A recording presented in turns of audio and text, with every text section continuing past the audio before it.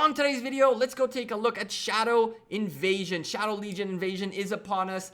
All the rules, everything you need to know, all the tips and advice, how you guys can help each other beat this event, how to get all the rewards, all the individual points, everything and anything you need to know about the brand new event, Shadow Legion event, right here, right now. Let the invasion begin.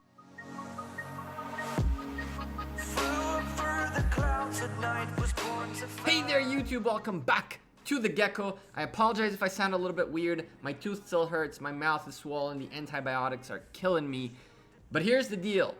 Shadow Legion Invasion happened in a bunch of kingdoms, including Kingdom 2 right here. This is UCS they did their event already.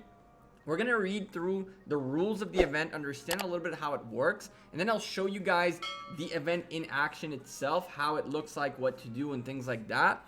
And then we're going to talk about why I think this is a really, really cool event, but it's very dangerous if you start it either too early or too late, and I'll explain that in a moment as well. So let's read first of all through everything that you need to know. The event rules. The event lasts 3 days. During this time, a large number of dark fortresses will appear on the map. Alliance members at level 4 and above can choose to start event at any time. Note, Alliance must have at least 30 members. This means level 4 means rank 4. Once the event has started, the Dark Fortress will send out armies that will march towards it to attack the cities of the Alliance. 25 waves of attacks will be sent out. An elite Shadow Legion army will be sent every 5 waves, so 5 of those total, which can be defeated for extra item rewards.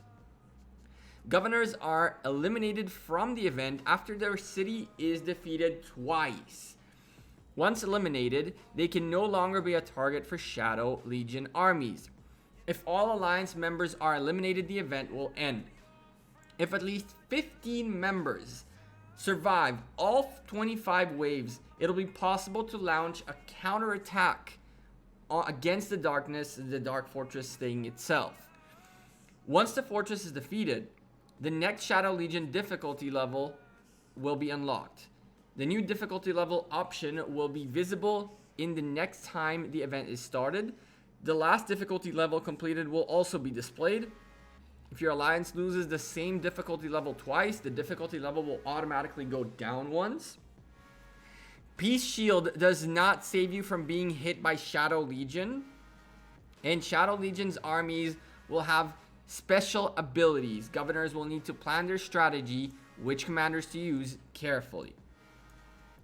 There are a couple tips here as well.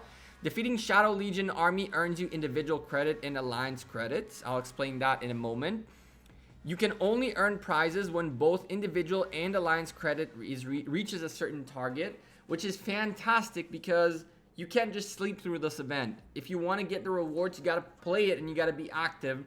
And this is a huge thing because if you think you can just start this event and get it going as fast as possible, you're actually going to screw up things for your alliance. This adds a very important topic to talk about.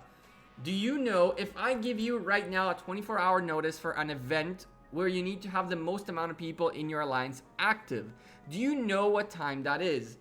A few alliances found out the hard way that starting this event means they pretty much got to go through with it, and yeah, not that many people ended up getting the individual rewards, which sucked for those individuals. So do you know what time you should be activating this? Because although it says 3 days, you'll see in a moment there's only 1 day on the event, and I don't really know why, but there is only 1 day. So if you have a 24-hour notice, listen, from here to here, you got to get this done.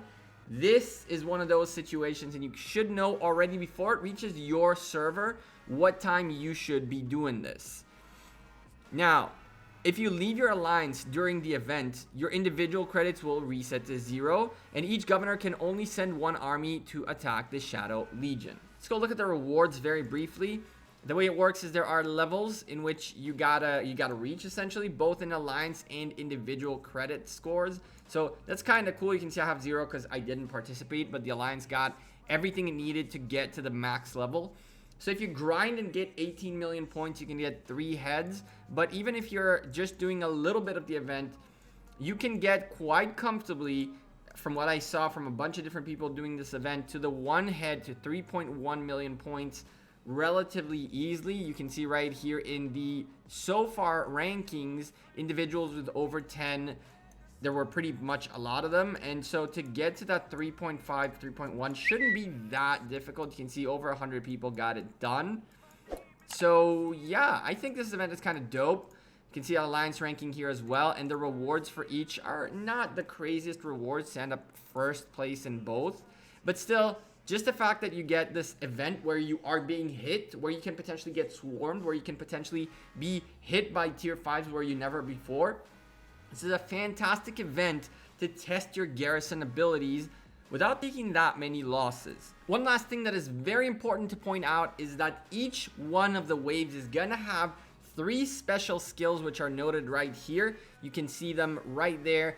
Shadow Bow, in the battle, the archers of both sides deal 30% increased damage to infantry.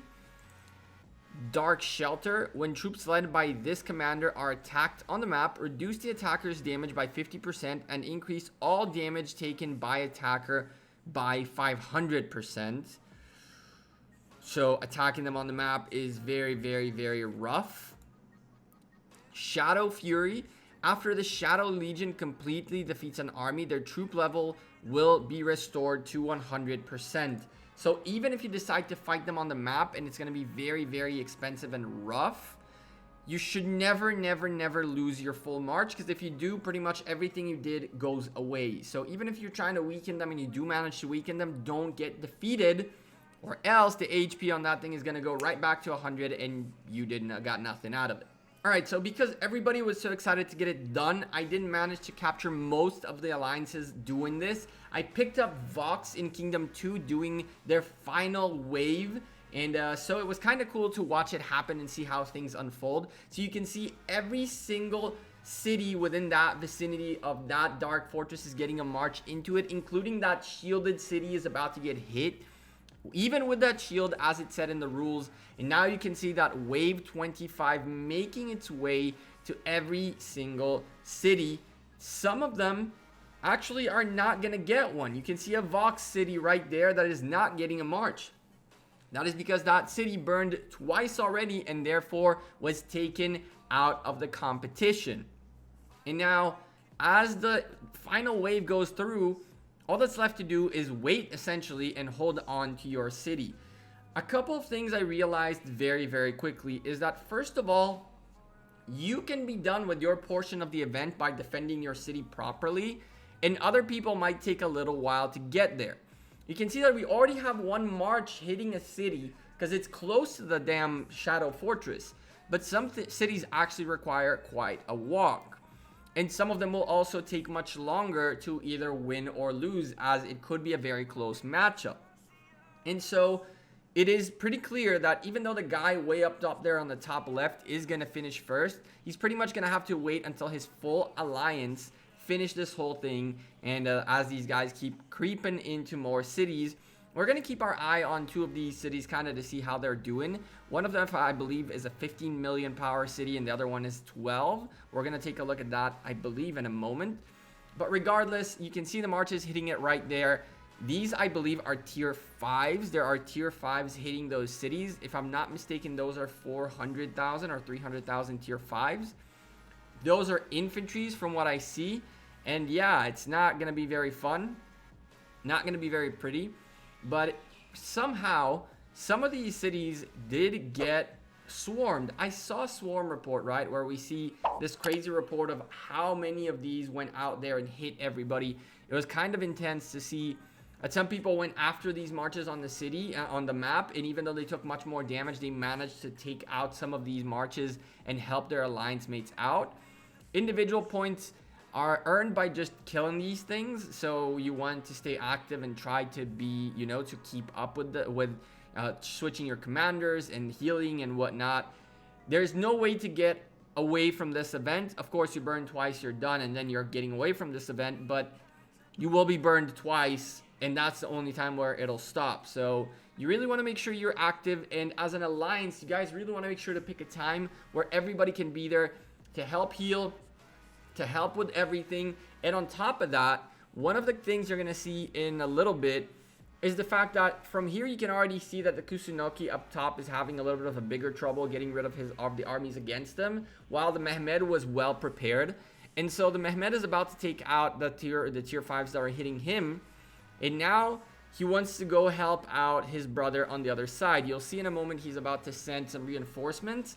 Those weren't enough. I guess he didn't have enough of a presence or enough marches to continually help his alliance mate. But something you can do is continually reinforce your alliance mates to make sure they keep up. So if you have a lot of tier 5s and you want to help out those who are a bit of a lower power in your alliance while this is going on, you could send 1 or 2 marches out there to reinforce 1 or 2 people with your tier 5s, and that'll help quite a lot.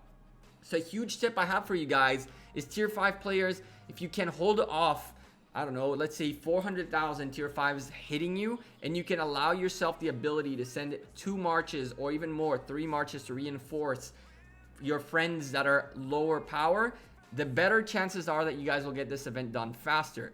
And as you can see, wave 25 was a special wave with like the extra strong Shadow Legion soldier things, and so they dropped gifts like the tips or the rules explained.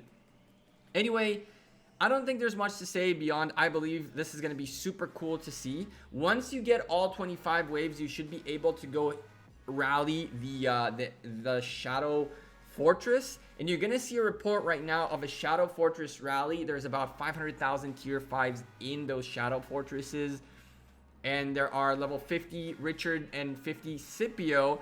They're both maxed out, but not expertise. That was a really weird one to see. You'll see that in a moment.